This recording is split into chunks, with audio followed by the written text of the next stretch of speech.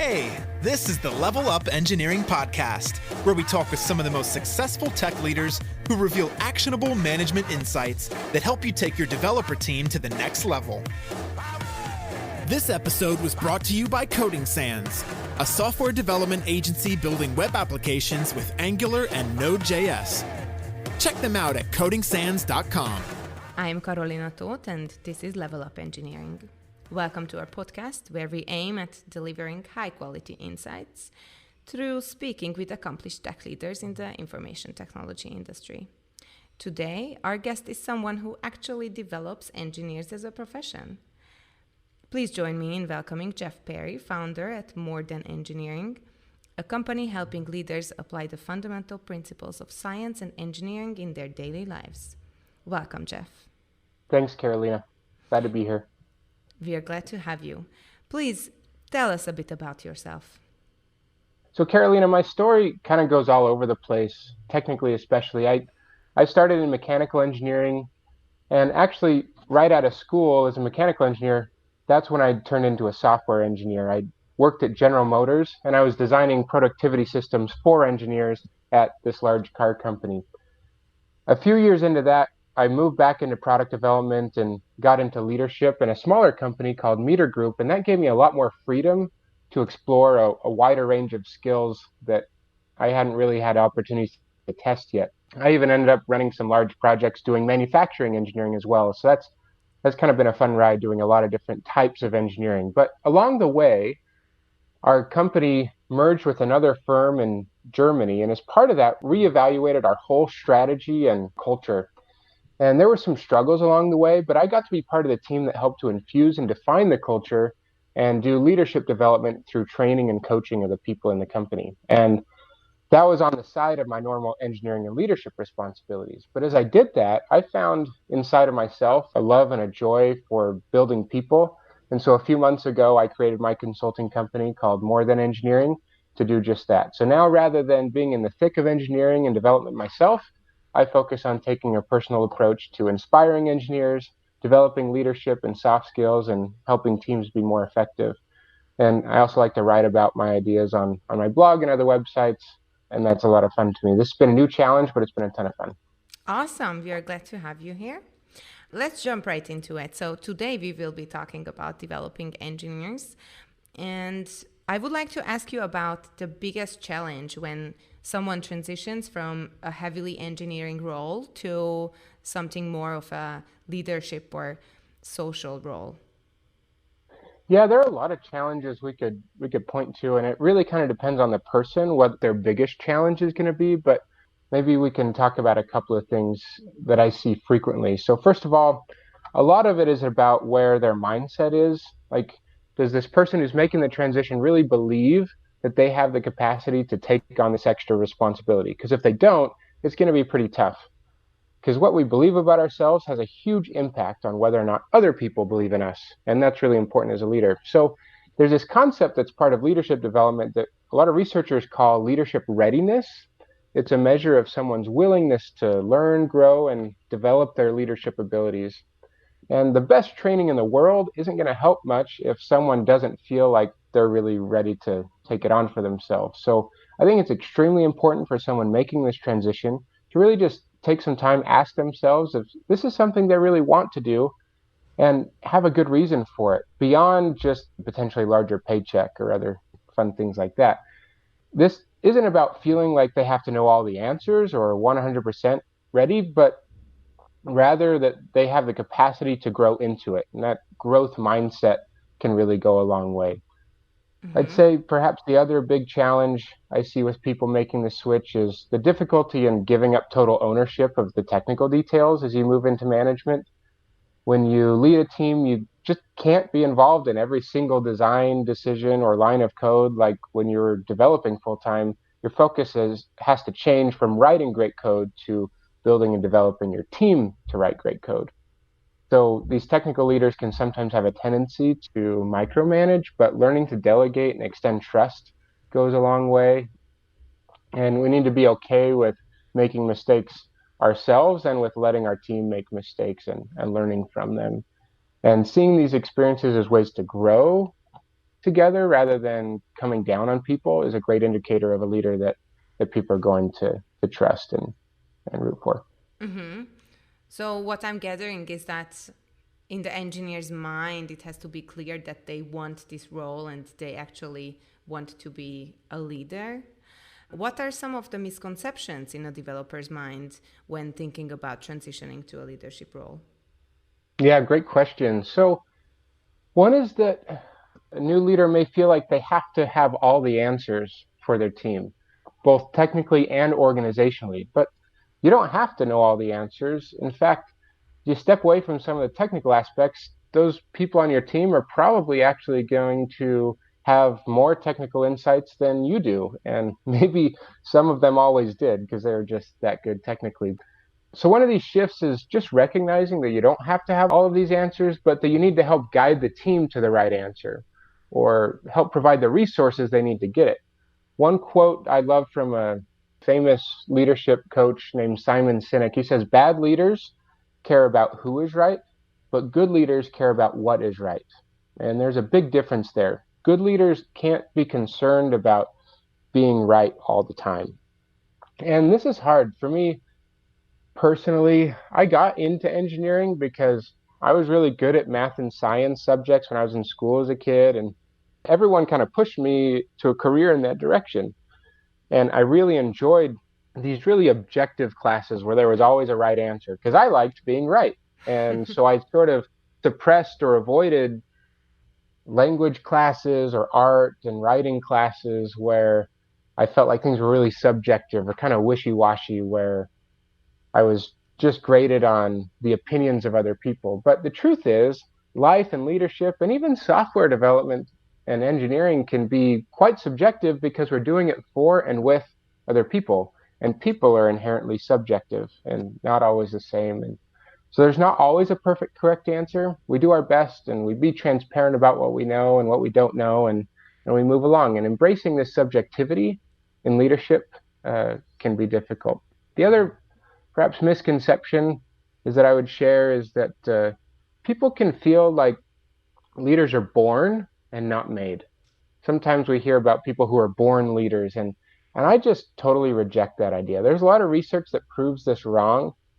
I think the latest numbers that I've seen saw that there are perhaps 30% of leadership ability maybe comes from genetic inheritance, but up to 70% is developed through life experiences and training. And so leadership skills can and are learned and developed over time, and people don't need to feel like they need to be a natural leader to become a great leader. And I'm a big believer in that.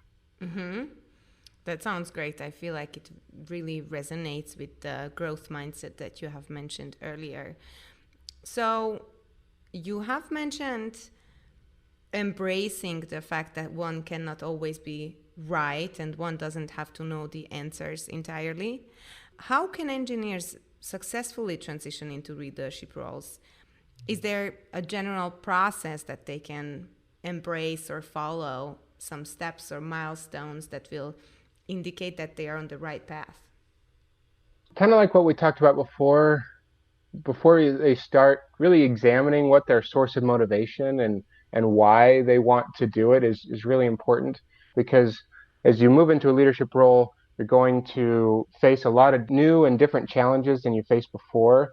And so examining why they want to move into leadership and having a good reason behind that to motivate them through the challenges is really important. But I recently created a guide for people that goes through the first 90 days. I'm a believer that the first 90 days of a new position, especially in leadership, is really important, the first 3 months.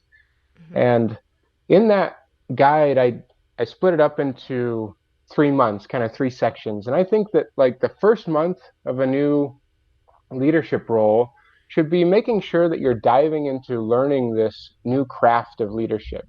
You should be seeking to grow your skills and expertise in your leadership just as much as you sought to become an expert developer in the past.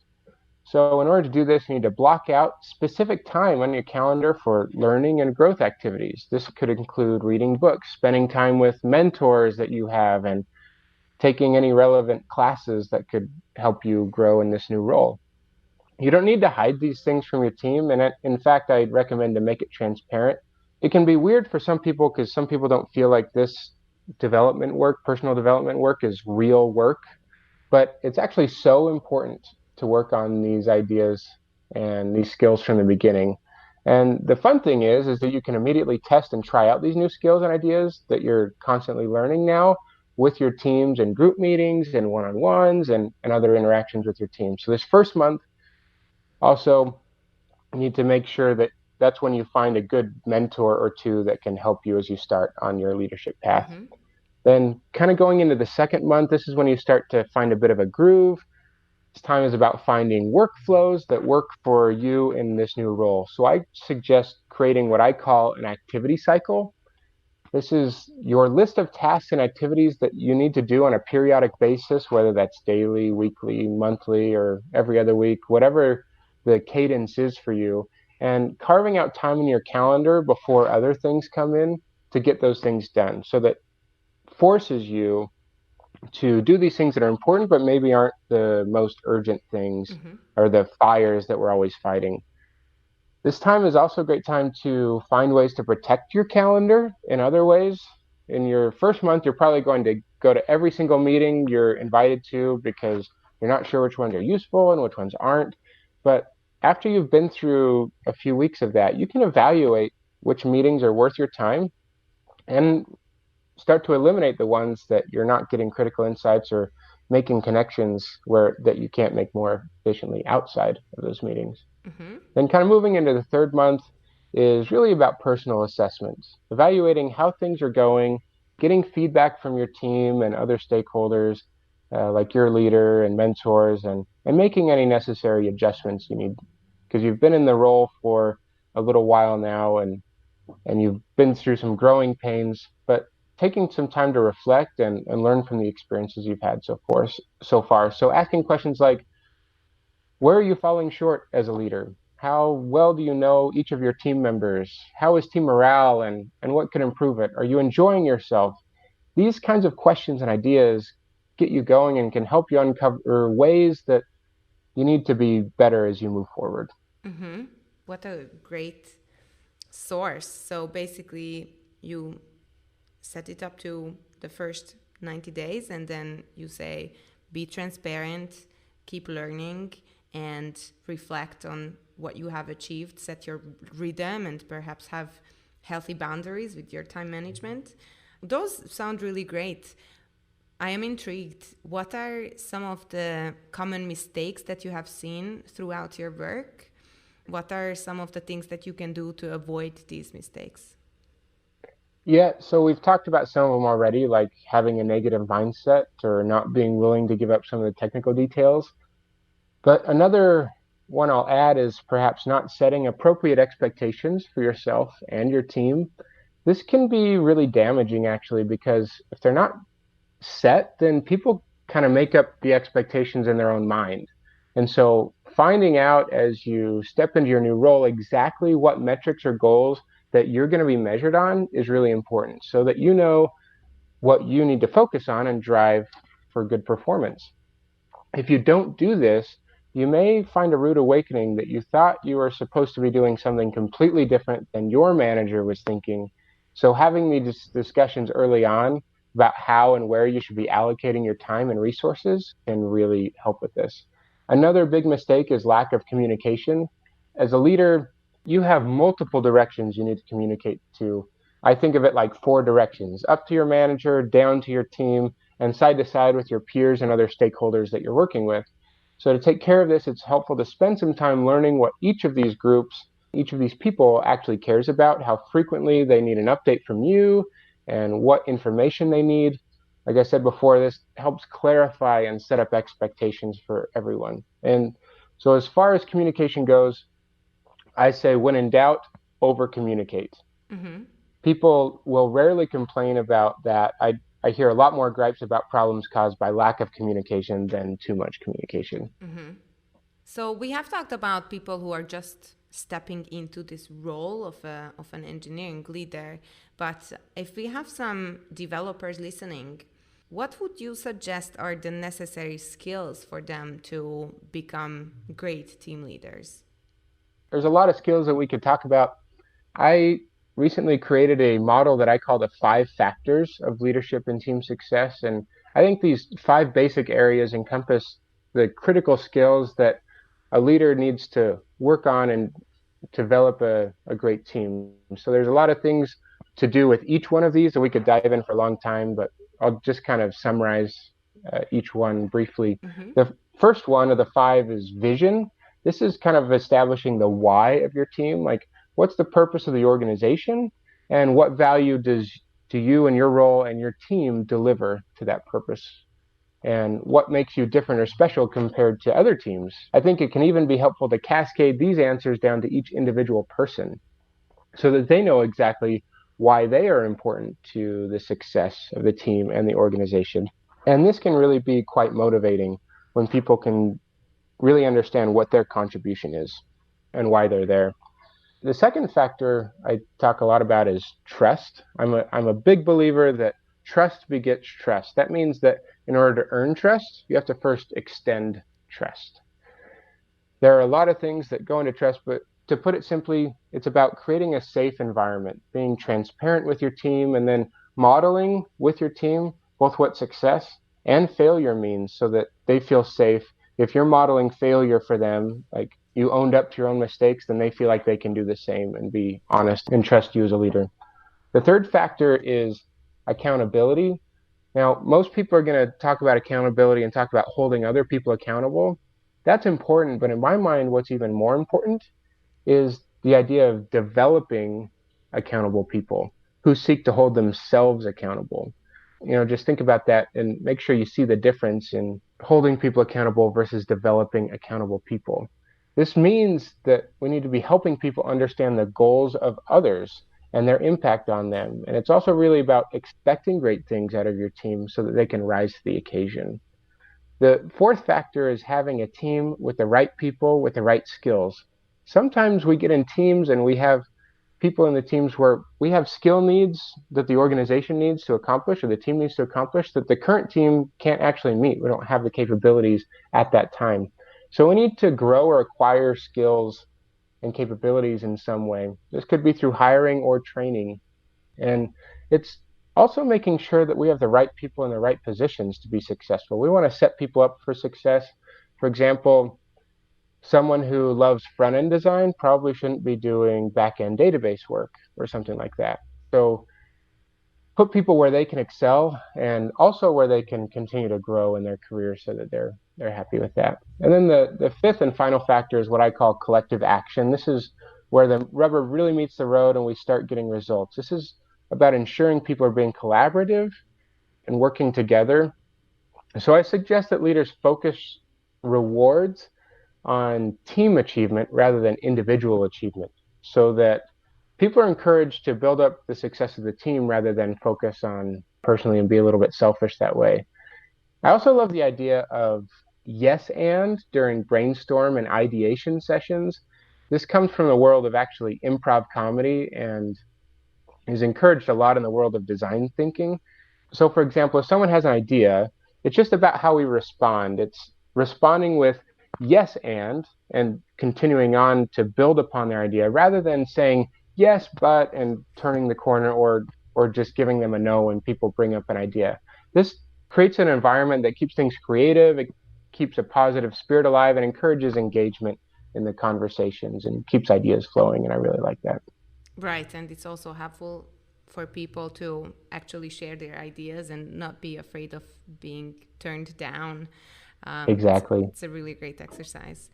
How about rising to the occasion of becoming a leader? So when a developer becomes a tech lead, maybe he gets an entirely different group of people to work with, but perhaps he or she will be leading former teammates. What are some of the challenges and some of the solutions for this perhaps uncomfortable situation? That can be a little uncomfortable for some people, but I would say it also starts before you even get the title. It starts while you are a teammate. You have to be a trusted teammate before you're a trusted leader in that situation, right?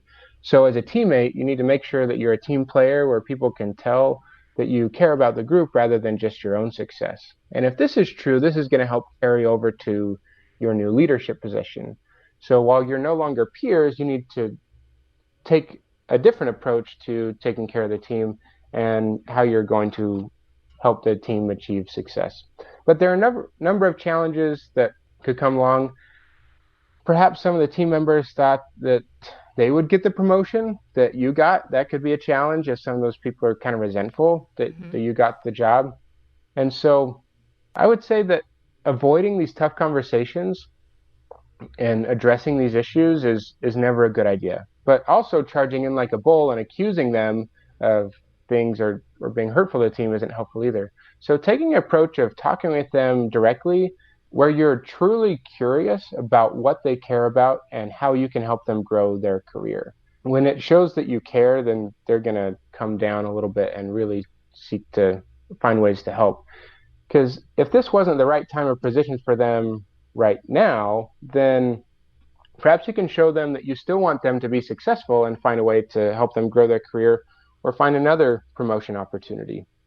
And they're going to instead turn a challenge or resentment into really loving you because you're still seeking to help and grow them instead of feeling like you took things away from them. So they're not going to see you as the enemy anymore. A lot of the things we talked about before are helpful, but one quote I really like that can help here is that people don't care how much you know until they know how much you care.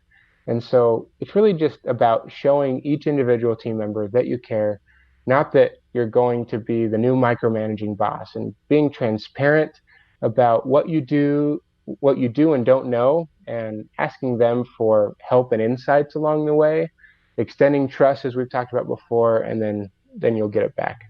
Mm-hmm. Thank you for that. It sounds like a lot about this concept of being a good leader who just have gotten a promotion is up to the work that they have done beforehand. But what are some of the things that a new leader should do specifically to be accepted as a new leader? We have touched upon this a little bit before, but I'm just curious as to what are some of the really hard steps that one can take if they don't feel yet comfortable in their new position. Yeah, so some of the things we talked about before when we were talking about the 90-day plan is spending time working on your skills and developing those skills from the very beginning, setting aside a time to do that.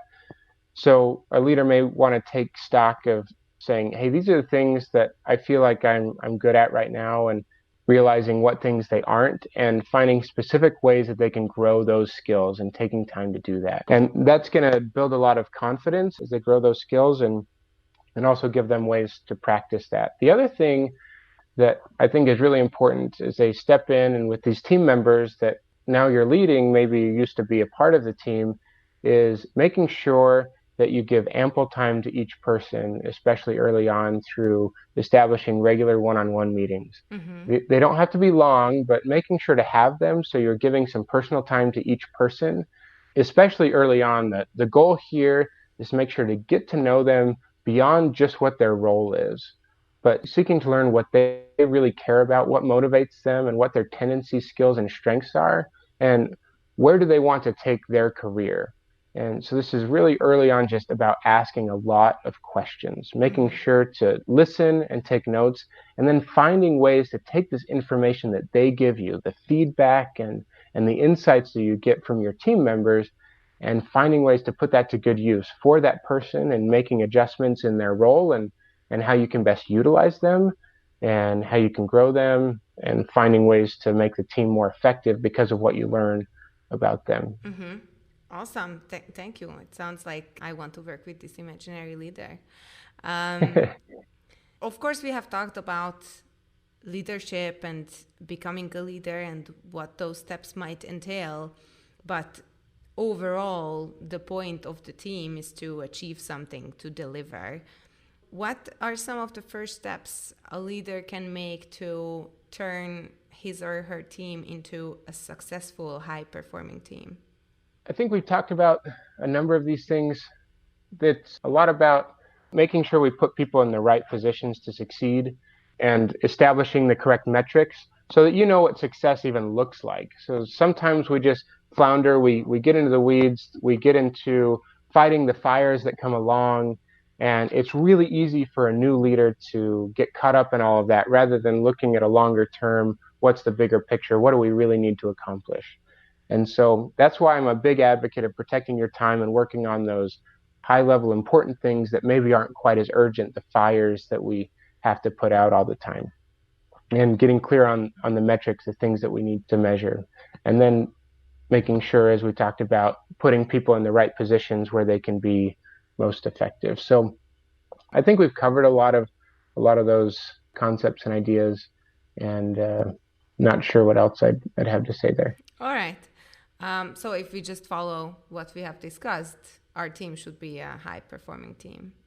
What advice would you give to aspiring developers who want to become team leaders?